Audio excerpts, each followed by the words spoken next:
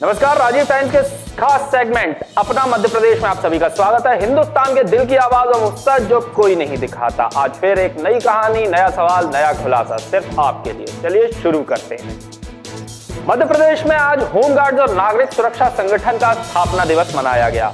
राज्य स्तरीय इस समारोह के दौरान बतौर मुख्य अतिथि मुख्यमंत्री डॉक्टर मोहन यादव होमगार्ड कार्यालय पहुंचे, जहां उन्होंने परेड का निरीक्षण किया, जिसके बाद होमगार्ड परेड टीम ने उन्हें सलामी दी। इस दौरान उन्होंने जवानों के साहस और अनुशासन की सराहना भी की। कार्यक्रम में मुख्यमंत्री डॉक्टर यादव ने होमगार्ड के लिए स्थायी आवास के साथ ही उन्हें अदम्य साहस कार्य सम्मान देने की बात की गई। कार्यक्रम में डीजीपी कैलाश मकवाणा सहित पुलिस के वरिष्ठ अधिकारी मौजूद रहे। होमगार्ड्स अर्थात घर, होम और गार्ड्स अर्थात घर का प्रहरी, ये हमारे लिए ये अलग प्रकार का एक अपना स्वावलंबी देश प्रेम के साथ अपनी निष्पक्षता के साथ सभी कामों के लिए कर्तव्यरत कोई जवानों का समूह है, तो वो हमारा होमगार्ड्स परिवार।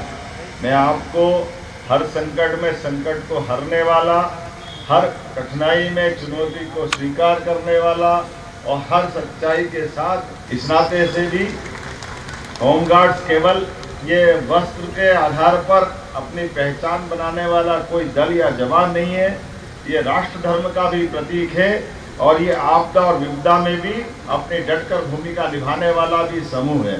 मैं आपको बधाई देना चाहता हूँ। इस नाते से कुछ पंक्तियाँ हैं।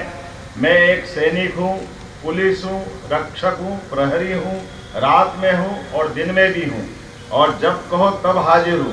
परेड में भी हूँ, ट्रैफिक में भी हूँ, थाने में भी हूँ।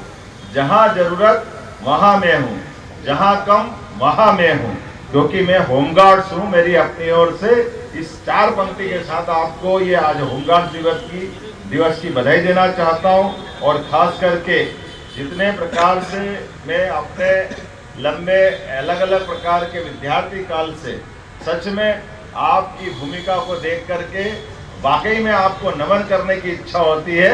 आपको बधाई देना चाहता हूँ आपकी दक्षता के लिए, कर्तव्य निष्ठा के लिए, क्योंकि कई सारे कारण से आप न तो पुलिस से कम पढ़ते हैं, ना पुलिस से अलग दिखते हैं।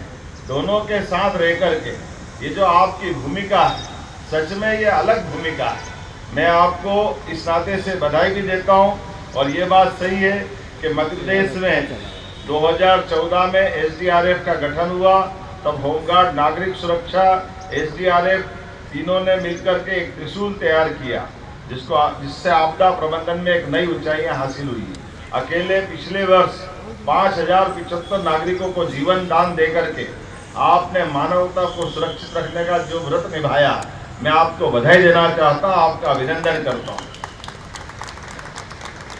बाढ़ में आपने देवदूतों की भूमिका अदा की।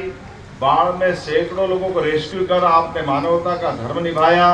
मुझे गर्व है, प्रदेश में 82,000 से अधिक नागरिक सुरक्षा वॉलंटियर्स पंजीकृत किए जा चुके हैं। 67,784 वॉलंटियर्स को विशेष आपदा प्रशिक्षण दिया जा चुका है, जिसको हम आपदा मित्र के नाते से भी जानते हैं। मुझे ये बताते हुए भी गर्व है कि भविष्य की आवश्यकताओं को देखते हुए इंदौर तालामंडल को एसडीआरएफ, होमगार्ड, सिविल डिफेंस आदि को आपदा प्रबंधन जैसे विशेष प्रशिक्षण भी दिया जा रहा है। सिंहस्थ 2028 सामने है, ऐसे में 5,000 से ज़्यादा होमगार्ड के जवानों का भर्ती का लक्ष्य हमने रखा हुआ है। और खास करके विशेष पिछड़ी जनजाति युवाओं को पुलिस, सेना, होमगार्ड्स को प्रशिक्षण में भर्ती हेतु हमने बेगा, भारिया, सहरिया बटालियन पे भी विचार किया है। मुझे आज इस बात की प्रसन्नता है कि जब आपका ये स्थापना दिवस है तो खाली हाथ आकर के कैसे बात करता, तो कुछ निर्णय भी करके आया हूँ। मुझे इस बात की प्रसन्नता है, जब मैं आपसे बात कर रहा हूँ तो मुख्यमंत्री अदम्य साहसिक कार्य हेतु पुरस्कार की भी मैं घोषणा करता हूँ। इस तरह से हमारे 10 रेस्क्यू टीमों को प्रति वर्ष 51,000 के पुरस्कार राज्य सरकार की ओर से दिए जाने की मैं घोषणा करता हूँ। अगली खबर की ओर रुख करते हैं। सरकार के 2 साल पूरे होने पर सीएम डॉक्टर मोहन यादव ने भोपाल में 6 द्वार बनाने की घोषणा की है। भोपाल शहर में भगवान श्री राम, भगवान श्री कृष्ण, विक्रमादित्य, सम्राट अशोक के नाम से भी एक द्वार बनेगा। इसी के साथ उन्होंने भोपाल में राजा भोज द्वार का भूमि पूजन किया। इस दौरान उन्होंने विपक्षी दल कांग्रेस पर भी निशाना साधा। हुजूर विधानसभा के माननीय अध्यक्ष पूर्व प्रोटेम स्पीकर रामेश्वर शर्मा जी और भोपाल के काफी कार्यकर्ता उनके साथ आज सीएम हाउस में आए और 13 तारीख के दिन जब विक्रमादित्य के द्वार का भूमि पूजन होगा और सरकार के 2 साल पूरे होने के अवसर पर आपने सभी कार्यकर्ताओं के साथ अभिनंदन भी किया और बनने वाले द्वार पे प्रसन्नता व्यक्त की।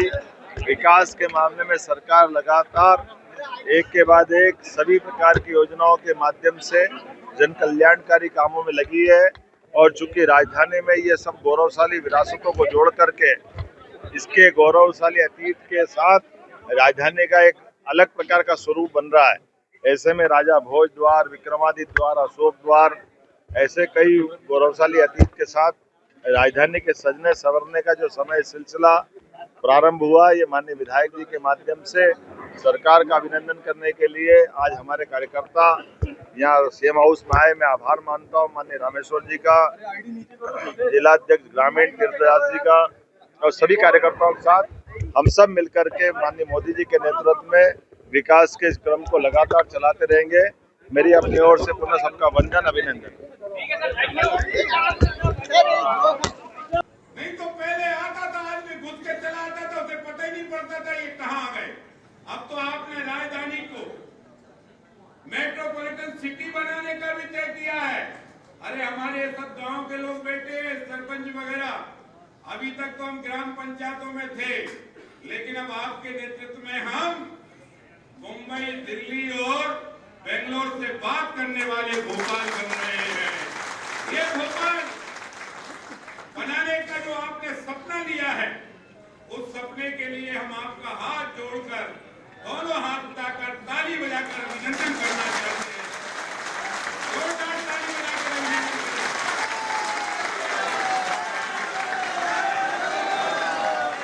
और भोपाल में चारों तरफ अभी आप हमारे पिछले ही महीने नहीं बल्कि इसी महीने में आपने हमें एक स्टेडियम दिया, एक संदीप ने हमारा एक विद्यालय दिया जो पहले सीएम राय था।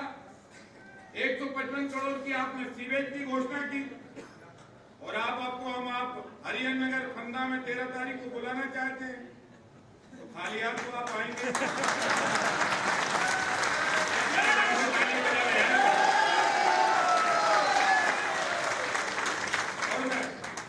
हमने चूंकि आपने जो जमीन पर उतारा है, आपने हमारे कई किसान बैठे भावांतर जो उनको दिया है, उस बात के लिए भी हम सब किसान आपका स्वागत अभिनंदन करते हैं। और अब 9 गेट बनेंगे। एक गेट का भूमि पूजन आपने राजा भोज नर्मदा द्वार का कर दिया, इसके लिए ताली बजाकर, दोनों हाथ उठाकर ताली बजाकर। और वो जो होशंगाबाद जाने वाला रोड था, अब जब गेट बनकर तैयार हो जाएगा तो लुटेरे होशंग साय के नाम से नहीं, मां नर्मदा मैया के नाम से वो रोड भी जाना जाएगा।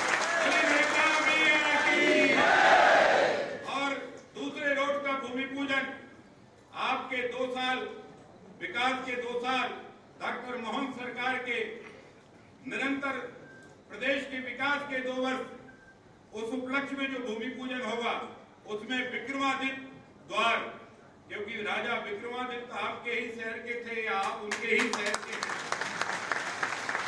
और जिस तरह विक्रमादित्य ने एक विक्रमादित्य हुआ, उस विक्रमादित्य की उपाधि देश में 18 विक्रमादित्यों को मिली जिनने अच्छा शासन चलाया। हम कहते हैं कि अगर 18 विक्रमादित्य उस समय नेक और सुशासन के लिए जाने जाते हैं, तो 19वीं विक्रमादित्य के लाल आप भी सुशासन और नेक कार्य के लिए जाने जाते हैं। क्योंकि आपने भी बेटियों की सुरक्षा में बहुत बड़ी अहम भूमिका निभाई है। आपने भी दृढ़ता के साथ गुंडे मवालियों के हाथ पैर तोड़ने का जो बीड़ा उठाया है।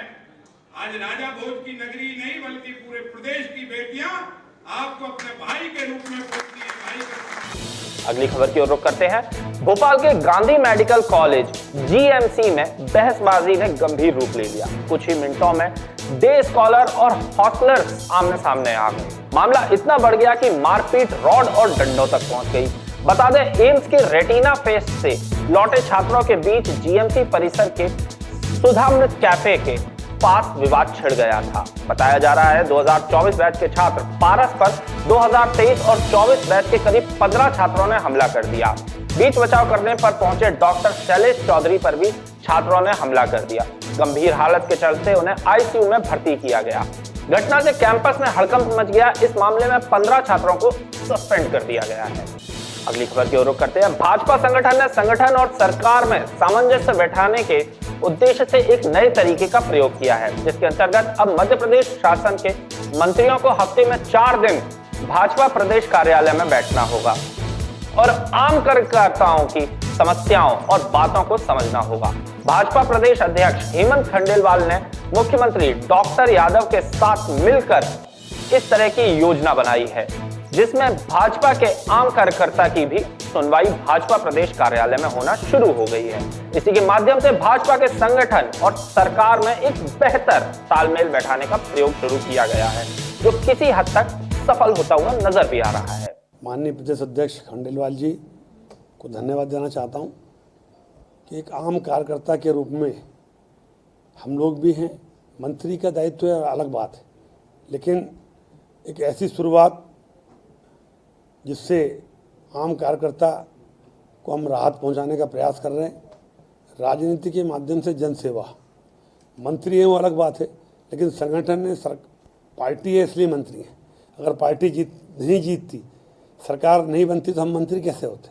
और इसलिए हमारा पहला दायित्व है हमारे संगठन को मजबूत करना और संगठन के मुख्यालय पर बैठ करके जो ऐसे वरिष्ठ कार्यकर्ता हैं जो ऐसा लगता है कि कई बार हम भीड़ में मंत्री से नहीं मिल पाए, हम तो इतने पुराने कार्यकर्ता हैं, उनसे ससम्मान उनको 2-2 मंत्री हम यहाँ बैठे हैं और उसके बाद उन्हीं के सामने हम कार्यकर्ताओं के सामने ही संबंधित अधिकारियों से, संबंधित विभाग से बात करते हैं और फिर अब लिख करके भी भिजवाएंगे। चूँकि शुरुआत है, पहली बार है, लेकिन धीरे धीरे इस व्यवस्था को और अच्छी करें ताकि आम प्रदेश में जनता में ये संदेश भी जाना चाहिए कि बीजेपी कार्यकर्ता को कुछ स्पेशल सुनवाई होती है। एक अच्छी शुरुआत के लिए मैं अपनी ओर से भी, माननीय मुख्यमंत्री जी की ओर से भी और अध्यक्ष जी को और पूरे संगठन के हमारे मुखियाओं को धन्यवाद देना चाहता हूं कि आम बीजेपी कार्यकर्ता गौरवान्वित होना चाहिए कि हमारी बात कोई भी मंत्री अलग से सुनता है, अच्छे से सुनता है। धन्यवाद। अगली खबर की ओर रुख करते हैं। देश की सबसे बड़ी एयरलाइन इंडिगो की उड़ानों में जारी संकट के कारण मध्य प्रदेश में हजारों यात्री फंस गए हैं। इंदौर, भोपाल और जबलपुर मिलाकर 65 से ज्यादा उड़ानें रद्द हो चुकी हैं। उधर पैसेंजरों का कहना है उन्हें कोई मदद नहीं मिल रही है। इंडिगो एयरलाइंस की हर 10 में से 9 फ्लाइट्स देरी से उड़ रही हैं या रद्द हो चुकी हैं। पिछले 72 घंटों में 1200 से ज्यादा फ्लाइट पर असर पड़ा है और लाखों यात्री परेशान हैं। बता दें, डीजीसीए यानी directorate general of civil aviation ने नए नियम व इंडिगो की प्लानिंग में समस्याओं के चलते एयरलाइन के संचालन पर बड़ा संकट खड़ा कर दिया है। इसका असर पूरे देश के साथ साथ मध्य प्रदेश पर भी पड़ा है। तो यह थी आज की अपना मध्य प्रदेश से जुड़ी कुछ बड़ी खबरें। सवाल अभी भी बाकी है, जवाब का इंतजार रहेगा।